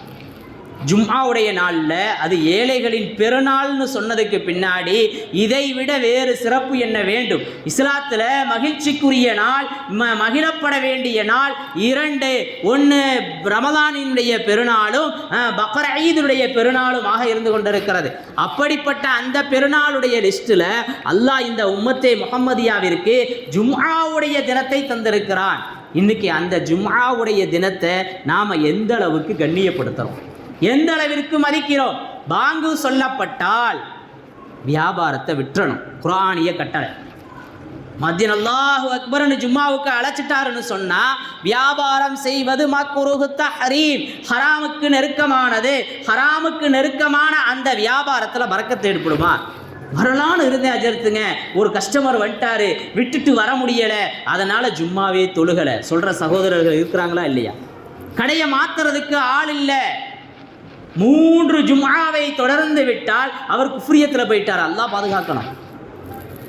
ஜும்மாவுடைய அந்த தொழுகையை விரைவாக வைக்கணும். நிறைய மஸ்ஜிதுகள்லையும் அது முடியறதில்லை. ஏன்னா மக்கள் லேட்டாக தான் வர்றாங்க, ஒன்றும் பண்ண முடியறதில்லை. முதலையை பிடிச்ச கதை ஒன்று சொல்லுவாங்களா இல்லையா? அது மாதிரி ஆகிப்போச்சு. அன்பிற்குரிய அல்லாஹுவின் நல்லடியார்களே, இப்போ ஜும்மாவுக்குன்னு ஒரு அழகு இருக்கிறது, ஜும்மாவிற்கு என்று ஒரு கண்ணியம் இருக்கிறது, அதுவெல்லாம் பேணப்படுவதில்லை. ஜும்மாவுடைய நாளில் லஹம், இறைச்சி சாப்பிட்றது கூட சுன்னத்து. இன்றைக்கி அதை விட்டுட்டு நம்ம வேறு நாட்களை தேர்ந்தெடுத்துட்டோம். நிறைய இருக்குது. ஏன்னா அன்னைக்கு நமக்கு வாய்ப்பு இருக்கிறது இல்லை. அதனால் என்னைக்கு வாய்ப்பு இருக்கோ அன்னைக்கு சின்ன விஷயந்தான். ஆனால் இஸ்லாமிய விழுமியம் என்ன, இஸ்லாமிய ஷரீஅத் என்ன, அப்படியே அதை பின்பற்ற வேண்டும். அனஸ் ரலியல்லாஹு தஆலா அன்ஹு சின்ன பிள்ளை, 9-10 வயசு தான். அவர்களுடைய தாயார் நபி பெருமானார் ஸல்லல்லாஹு அலைஹி வஸல்லத்திட்ட ஹிதமத் செய்யறதுக்காக பணியாளராக ஒப்படைச்சிட்டாங்க. ஒரு நாள் அனஸ் ரலியல்லாஹு தஆலா அன்ஹு அவங்க ரொம்ப தாமதமாக வர்றாங்க. தாயார் கேட்குறாங்க, மகனே ஏன்பா தாமதம், ஏன் தாமதம் அப்படின்னு கேட்டாங்க. அப்போ அவங்க சொன்னாங்க, நபியினுடைய ஒரு வேலை, அதனால் தாமதமாக வந்துட்டேன். என்னப்பா வேலை? நபியுடைய வேலை. நபிகிட்ட தான் ஹிதமத் செய்யறதுக்கு பணியாளராக ஒப்படைக்கப்பட்டிருக்கிறாங்க. அந்த வேலையின் காரணமாகத்தான் தாமதமாக வந்திருக்கிறாங்க. இப்போ தாயார் கேட்குறாங்க, என்னப்பா வேலை? அது நபிக்கும் எனக்கும் உள்ள ரகசியம் தாயே, அது நபிக்கும் எனக்கும் உள்ள ரகசியம், அதை வெளியில் சொல்ல முடியாது அப்படின்னு சொன்னாங்க அனஸ் ரலியல்லாஹு தஆலா அன்ஹு. இப்போ தாயார் சொன்னாங்க, உனக்கும் நபிக்கும் உள்ள ரகசியமாக இருந்தால் அதை அப்படியே பாதுகாத்துக்கொள், அதை அப்படியே பாதுகாத்துக்கொள், வெளியில் சொல்லிவிடாதே என்று சொன்னார்கள். சின்ன பிள்ளை, சின்ன வயசு, எந்த அளவிற்கு அற்புதமாக வார்த்தெடுத்தார்கள். நபியினுடைய ரகசியம், நபியினுடைய ரகசியம், அது வெளியில் சொல்வதற்கு அல்ல. நபியின் மீது எந்த அளவுக்கு நேசம், அவர்கள் சொன்ன தகவலை அவர்கள் பாதுகாப்பதில் எந்த அளவுக்கு முன்னேற்பாடு. இன்னைக்கு நபியினுடைய பல சுன்னத்துக்கள், நபியினுடைய பல விஷயங்கள் நசுக்கப்படுகிறது. இது சுன்னத்துப்பான்னு சொன்னாலும் அதெல்லாம் அப்புறம் பார்த்துக்கலாம், ஜன்னத்துக்கு புகையில யோசிப்போம். அல்லாஹ் பாதுகாக்கணும். நபியினுடைய சுன்னத்து தான் நம்மை ஜன்னத்திலே கொண்டு போய் சேர்க்கும் என்று இருக்க, அது ஜன்னத்துக்கு புகையில பார்த்துக்கலாம் ஹஜரத்து. இன்னைக்கு உலகத்தில் என்ன தேவையோ அதை பார்ப்போம்னு சொல்கிறான் இன்னைக்கு இருக்கிற இளைஞன். அன்பிற்குரியவர்களே, மது இஸ்லாத்தில் ஹராம், உண்மையா இல்லையா? எல்லாருக்கும் தெரியும். ஒருத்தர் மது குடிச்சிட்டு ரோட்டில் விழுந்து கிடக்கிறாருன்னு வச்சுக்கோங்க. ஒருத்தர் மது குடிச்சிட்டு ரோட்டில் விழுந்து கிடக்கிறார். ஒரு முஃமினுக்கு சிந்தனை இப்படி வரணும், இஸ்லாத்தில் மது ஹராம், அல்லாஹ் என்னைய பாதுகாத்து வச்சிருக்கிறான், அல்லாஹ் என்னைய கண்ணியப்படுத்தி வச்சிருக்கிறான், எனக்கு கிடைச்ச மிகப்பெரிய கிஃப்ட் இஸ்லாம்னு நினைவு வரணும். ஒரு குடும்பம் கடனில் வட்டி கடுமையில் தற்கொலை செஞ்சுக்கிறச்சுன்னு சொன்னால் அதை கேட்ட உடனே வரணும், வட்டி வாங்குவது இஸ்லாத்தில் ஹராம். கியாமத்து வரைக்கும் வட்டி வாங்கிறது இஸ்லாத்தில் ஹராம் தான், அதில் சமரசமே கிடையாது. ஏதாவது ஒரு வகையில், ஏதாவது ஒரு சூழ்நிலையில் இதை எப்படிரா ஹலால் ஆக்கலாம்? இன்றைக்கி இருக்கிற காலகட்டத்தில் இந்தியாவில் நம்ம வாழ்ந்துக்கிட்டு இருக்கோம். அஜரத்து எப்படியாவது உங்களுக்கு கூடுங்கன்னு சொல்லிடணும். அஜரத்து மேலே தலை தூக்கி என்ன செஞ்சிடலாம்? தப்புன்னு சொன்னால் இவர் சரியில்லைங்க, எப்போ பார்த்தாலும் எது கேட்டாலும் மாற்றமாத்தான் சொல்லிட்டு இருக்கிறாருங்க அப்படின்ட்டுருவாங்க. எல்லாம் பாதுகாப்பு. அன்பிற்குரியவர்களே, வட்டி என்றைக்குமே ஹராம் தான். ஹோம் லோன் அது ஹராம் தான், எல்லாமே ஹராம் தான். இன்றைக்கி ஹோம் லோன் இல்லாமல் வீடு கட்ட முடியுதா? வீடு கட்டணும்னு சிந்தனை வருதா? இருக்கோ இல்லையோ வீடு கட்டணும், லோனுக்கு அப்ளை பண்ணியிருக்கேங்கிறத பெருமையாக சொல்கிறாரு. அல்லாஹ் பாதுகாக்கணும். ஒரு முஸ்லீம் வட்டிக்கு வாங்குகிறேன் என்பதை பெருமையாக சொன்னால் இவருடைய இஸ்லாம் எங்கே இருக்கிறது? இப்போ நலவுகளை நாம் தேர்ந்தெடுக்க வேண்டும், நலவுகளை நாம் பற்றி பிடிக்க வேண்டும். இன்னைக்கு இந்த இஸ்லாம், இந்த முஸ்லீம், இந்த முஃமின்கள் எதை பற்றி பிடித்து கொண்டிருக்கிறார்கள்? கொஞ்சம் யோசிப்பதற்கு கடமைப்பட்டிருக்கிறது. அன்பிற்குரியவர்களே, இஸ்லாம் இருக்கிறதே அது நமக்கு கிடைச்ச மிகப்பெரிய கிஃப்ட், அது நமக்கு கிடைச்ச மிகப்பெரிய பாக்கியம். அதனுடைய அத்துணை விஷயங்களும் இன்ச் பை இன்ச் நம்மை உன்னத நிலைக்கு அழைத்து செல்கிறது. அதற்கு மாற்றாக நாம் தேர்ந்தெடுக்கிறோமே அத்துணை கல்ச்சர்களும் கலாச்சாரமும் நம்மை படு பாதாளத்திற்கு கொண்டு போய் சேர்க்கிறது. இன்னைக்கு பெண்கள் ஏதாவது ஒரு ஃபங்க்ஷன் உடனே பியூட்டி பார்லருக்கு போகிறாங்களா இல்லையா? பெண்கள் இருக்கிறாங்கல்ல, பியூட்டி பார்லருக்கு போகிறாங்க, புருவத்தை சரி செய்கிறார்கள். எல்லாம் பாதுகாக்கணும். உருவ அமைப்பை மாற்றுவது தடை செய்யப்பட்டிருக்கிறது. புருவத்தை சரி செய்வது அல்லாஹ்வினுடைய சாபத்திற்கு உரியது. சர்வசாதாரணமாக நடக்குது. கல்யாண வீட்டுக்கு போகணுன்னு சொன்னால் பொண்ணை பார்த்துட்டு வந்திருப்பாங்க, கல்யாண மேடையில் பார்க்கையில் அது வேற பொண்ணு மாதிரி தெரியுது. அந்த அளவுக்கு அலங்காரம் பண்ணிடுறாங்க. யார் பார்க்கணும்? மாப்பிள்ளை தான் பொண்ணை பார்க்கணும். ஊரே பார்க்கறதுக்கு கூட்டு போய் அங்கே நிப்பாட்டிடுறோம். உண்மையா இல்லையா? யார் கோச்சுக்கிறாரீங்க? இன்னைக்கு இஸ்லாம் என்பதை நாம் வேறு பக்கம் அழைத்து சென்று கொண்டிருக்கிறோம். அதுவல்ல இஸ்லாம், அதுவல்ல ஈமான், அதுவல்ல நல்ல வழி. நாம் செல்லும் வழி தவறான வழி. அல்லாஹ் பாதுகாக்கணும். இன்னைக்கு இதை இமாமா இருக்கிறவங்க சொல்லவே முடியாது. நம்ம அஜர்த்து ஆனால் சொல்லிடுவாங்க பட்டுப்பட்டுன்னு, அது வேறு விஷயம். அஜர்த்தை பற்றி தெரியும். பல இடங்களில் சொல்வதற்கான வாய்ப்பே தர்றதில்லை. பிறந்த நாளை பற்றி பேசினாலோ, வெட்டிங் டேவை பற்றி பேசினாலோ அவர் பணி நீக்கம் செய்யப்பட்டு விடுவார். அஜர்த்து வட்டியை பற்றி பேசக்கூடாது, தடை போடப்படுகிறது. அன்பிற்குரிய அல்லாஹுவின் நல்லடியார்களே, ஒரு அற்புதமான நாள் இன்றைய தினத்தில். நம்முடைய துஆக்கள் அங்கீகரிக்கப்பட வேண்டும் என்று சொன்னால், நம்முடைய துஆக்கள் கபூலியத்தாகணும்னு சொன்னால், இன்றைய சமூகத்தை நாம் அற்புதமான முறையிலே வார்த்தெடுக்க கடமைப்பட்டிருக்கின்றோம். அபூ துஜானா ரலியல்லாஹு தஆலா அன்ஹு, ஏழ்மையான சஹாபி அபூ துஜானா ரலியல்லாஹு தஆலா அன்ஹு, எப்போ தொழுவாங்க, தொழுதுட்டு ஃபஜ்ர் தொழுதுட்டு விரைவாக போயிடுவாங்க. இப்போ தகவல் நபி ஸல்லல்லாஹு அலைஹி வஸல்லத்துக்கு கிடைக்குது. இப்போ நபி ஸல்லல்லாஹு அலைஹி வஸல்லம் அபூ துஜானாவை கூப்பிட்டாங்க. அபூ துஜானா இங்கே வாங்க, உங்களுக்கு எந்த நலவுமே வேண்டாமா? உங்களுக்கு எந்த ஹைருமே வேண்டாமா? தொழுகிறீங்க, தொழுத உடனே போயிடுறீங்களே அப்படின்னு கேட்குறாங்க ரசூலுல்லாஹி ஸல்லல்லாஹு அலைஹி வஸல்லம். இப்போ அபூ துஜானா ரலியல்லாஹு தஆலா அன்ஹு சொன்னாங்க, யா ரசூலல்லாஹ், என் பிள்ளைகள் சின்ன பிள்ளைங்க, குழந்தை பிள்ளைங்க. இப்போ அந்த குழந்தை பிள்ளைங்க காலையில் எழுந்து வருவாங்க. என் வீட்டுக்கு பக்கத்தில் ஒரு யூதனுடைய வீடு, ஒரு முனாஃபிக்குடைய வீடு இருக்குது. அவர் வீட்டில் ஒரு பேரித்த மரம் இருக்குது. அந்த மரத்திலிருந்து இரவுல பேரித்தம் கனிகள் பழுத்து என்னுடைய வீட்டிற்குள் விழுந்து விடுகிறது. காலையில் எழுந்து வர்ற என் பிள்ளைங்க, நானோ ஏழ்மையாக இருக்கிறேன், அந்த பேரித்தம் கனிகளை எடுத்து சாப்பிட்டு விடுகிறார்கள். அது நமக்கு ஹலால் அல்லவே, அது ஹராம் ஆயிற்றே. அடுத்தவருடைய பொருள் என் பிள்ளைகள் சாப்பிட்டு விடக்கூடாது என்பதற்காக அவர்கள் எழுவதற்கு முன்பு நான் சுபுகை விரைவாக உங்களோடு தொழுது விட்டு எழுந்து செல்கிறேன். அந்த பேரித்தம்பழத்தை எல்லாம் பொறுக்கி பக்கத்து வீட்டுக்குள்ள போட்டுருவேன். அப்பத்தான் எனக்கு மன நிறைவு, அப்பத்தான் எனக்கு மன நிறைவு. ஒரு அற்புதமான தந்தைக்குரிய வழிகாட்டுதல். பிள்ளை சம்பாதிக்கக்கூடியது, பிள்ளை கொண்டு வரக்கூடியது, அது ஹலாலா ஹராமா யோசிக்கக்கூடிய தந்தைகளே இல்லை. தந்தை சொன்னாலும் உனக்கெல்லாம் விவரம் தெரியாது, போயிட்டு வா, உன்னைய மாதிரியே இருந்தால் இப்படி வீடு கட்ட முடியுமா? இன்னைக்கு கேட்குது தலைமுறை, 2K கிட்ஸ்ன்னு சொல்கிற மாதிரி. அன்பிற்குரிய அல்லாஹுவின் நல்லடியார்களே, இப்போ அபூ துஜானா ரலியல்லாஹு தஆலா அன்ஹு சொன்ன உடனே ரசூலுல்லாஹி ஸல்லல்லாஹு அலைஹி வஸல்லத்துக்கு கவலையாயிடுச்சு. ரொம்ப கவலையாகி எப்படியாவது அந்த மரத்தை அபூ துஜானாவுக்கு வாங்கி கொடுத்துடணும்னு நினைக்கிறார். இப்போ அந்த மனிதர்கிட்ட கேட்குறாங்க, நீங்கள் என்ன செய்யுங்க, அந்த மரத்தை அபூ துஜானாவுக்கு விலைக்கு கொடுத்துருங்க. அவன் ஏற்கனவே முனாஃபிக், தர முடியாது அப்படின்னு. அபூ துஜானாவுக்கு கொடுக்காட்டி பரவாயில்லப்பா, எனக்கு விலைக்கு கொடு. கேட்கறது ரசூலுல்லாஹி ஸல்லல்லாஹு அலைஹி வஸல்லம், இறை தூதர் கேட்குறாங்க. அதற்கும் அவர் மறுக்கிறார். இப்போ சொன்னாங்க, நான் வேணா உனக்கு சொர்க்கத்தில் ஒரு மரம் தர்றேன்ப்பா, சொர்க்கத்தில் உனக்கு ஒரு மரம் தர்றேன், எனக்கு அந்த மரத்தை கொடுத்துருங்க. 3வது முறையும் அந்த மனிதர் மறுத்தார். பிறகு மீண்டும் சொன்னாங்க ரசூலுல்லாஹி ஸல்லல்லாஹு அலைஹி வஸல்லம், மதீனால ஒரு இடத்தை சுட்டி காட்டி அங்கே இருக்கக்கூடிய ஒரு 10 மரங்கள், அந்த 10 மரம் உள்ள சிறிய தோட்டத்தை உனக்கு தருகிறேன், அந்த மரத்தை நீ எனக்கு கொடுத்துரு அப்படின்னு சொல்லி. இப்போ இந்த முனாஃபிக் யோசிச்சான், நமக்கு 10 மரமும் கிடைக்குது, இந்த மரம் வளர்ந்து காய்த்து கனியை தரக்கூடிய மரம், அதுவும் நம்ம வீட்டுக்குள்ளே தான் இருக்குது. இப்போ இரவுல நாம் இதுலையும் கனியை பறிச்சுக்கலாம், அந்த 10 மரத்தையும் நாம் என்ன செஞ்சலாம், பயன்படுத்திக்கலாம்னு சொல்லி டிக்ளர் ஓகே, மரத்தை கொடுத்துட்டான். இப்போ அபூ துஜானாவுக்கு அந்த மரத்தை நபி ஸல்லல்லாஹு அலைஹி வஸல்லம் வாங்கி கொடுத்துட்றாங்க. காலையில் எழுந்து பார்க்கிறான், அந்த மரம் அபூ துஜானாவினுடைய வீட்டுக்குள்ளே இருந்தது என்பது வரலாறு.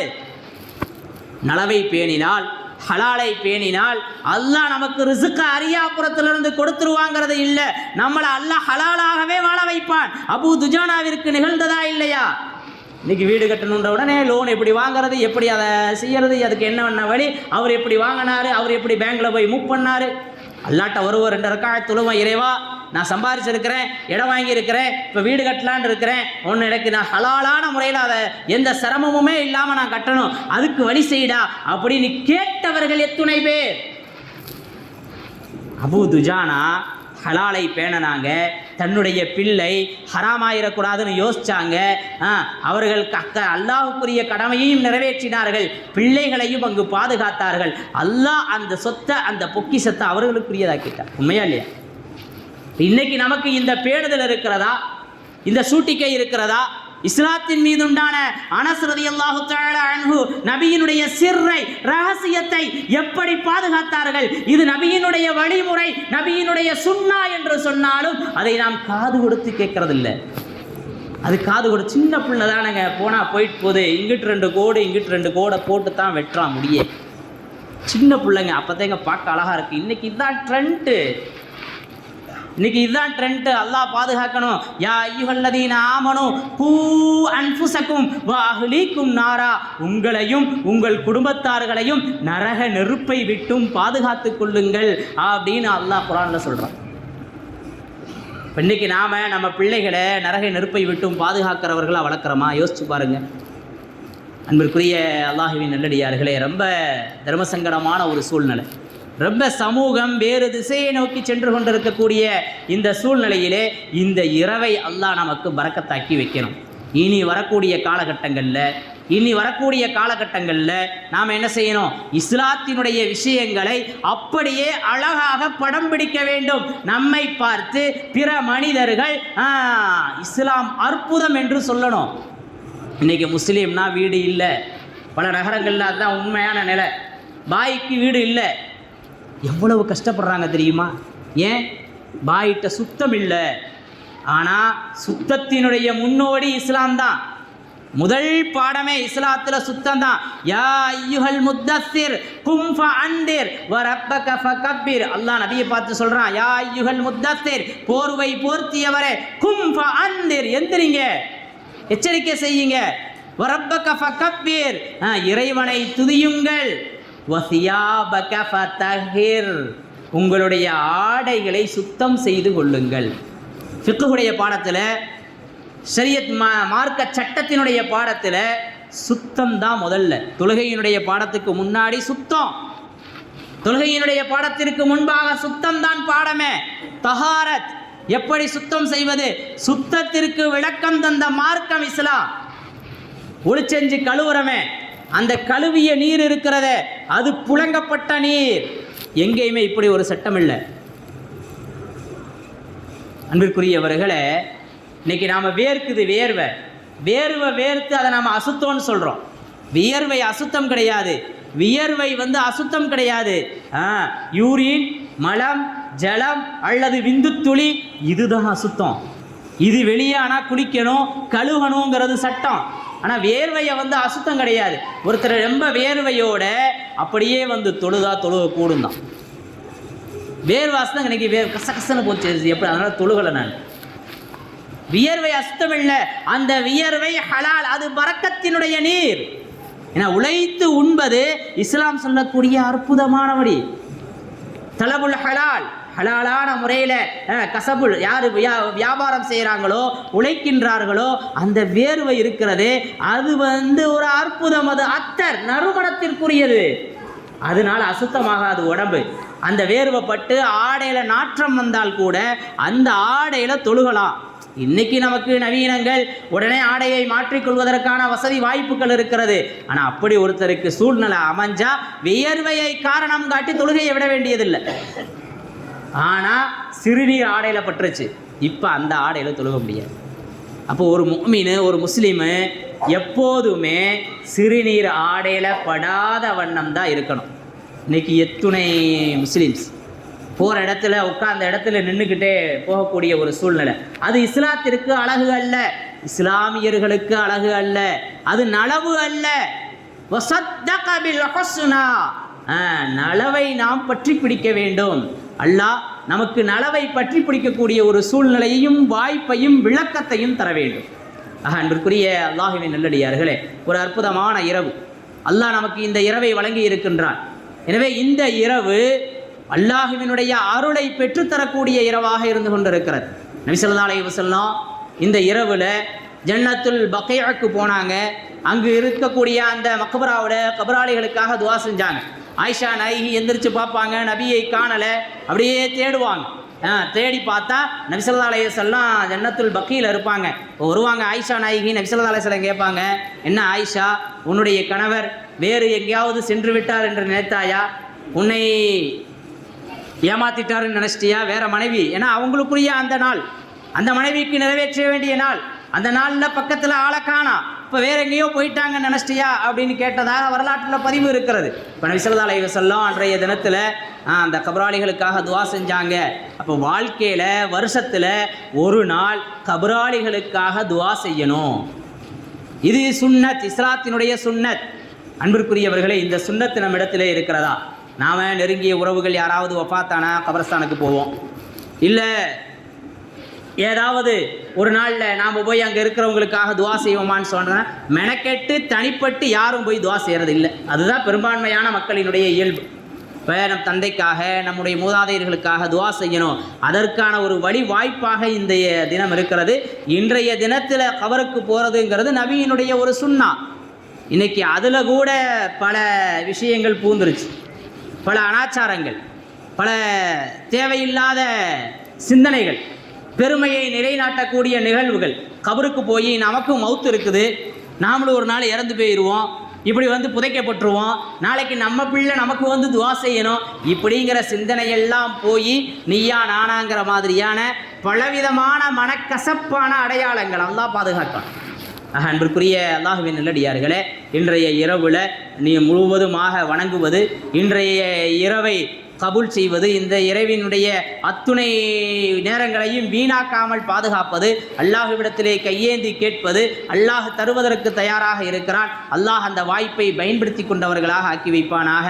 இனி இருக்கக்கூடிய இந்த காலகட்டம் தீனில் இஸ்லாத்தினுடைய கண்ணியத்தை பாதுகாக்கும் சமூகமாக வாழ வைப்பானாக. அல்லாஹ் சுப்ஹானஹு வ தஆலா அடுத்து இருக்கக்கூடிய இந்த நாட்களை, இனி வரக்கூடிய அந்த நாட்களை மனதிற்கு நிம்மதியானதாக ஆக்கி வைப்பானாக. மஸ்ஜிதுகள், மதரசாக்கள், கான்காக்கள், இறை இல்லங்கள், தருகாக்கள் அத்துணையினுடைய கண்ணியத்தையும் கம்பீரத்தையும் அல்லாஹ் பாதுகாப்பானாக. எல்லா சூழ்நிலைகளிலும் சொர்க்கத்திற்கு நெருக்கமாக்கி வைக்கக்கூடிய அமால்களை நம்மிலிருந்தும் அல்லாஹ் வெளிப்படுத்துவானாக. சொர்க்கத்தை தூரமாக்கக்கூடிய, நரகத்தை நெருக்கமாக்கக்கூடிய எல்லா அனாச்சாரங்களை விட்டும் அல்லாஹ் நம்மை பாதுகாப்பானாக. நபி பெருமானார் ஸல்லல்லாஹு அலைஹி வஸல்லம் அவர்கள் கேட்ட அத்துணை நலவுகளையும் நமக்கு தந்தருள்வானாக. நபி பெருமானார் ஸல்லல்லாஹு அலைஹி வஸல்லம் பாதுகாப்பு தேடிய எல்லா தீங்குகளை விட்டும் பாதுகாப்பானாக. நம்முடைய பிச்சிலங்களை நமக்கு கண்குளிர்ச்சியாக்கி வைப்பானாக. தீனுல் இஸ்லாத்தின் மேன்மையை இந்த சமூகத்தின் உள்ளத்தில் அல்லாஹ் ஆழப்பதிய வைப்பானாக. வாய்ப்புக்கு நன்றி கூறி வாஹிரு தஅவானா அல்ஹம்துலில்லாஹி ரப்பில் ஆலமீன். அஸ்ஸலாமு அலைக்கும் வரஹ்மத்துல்லாஹி தஆலா வ பரகாத்துஹு.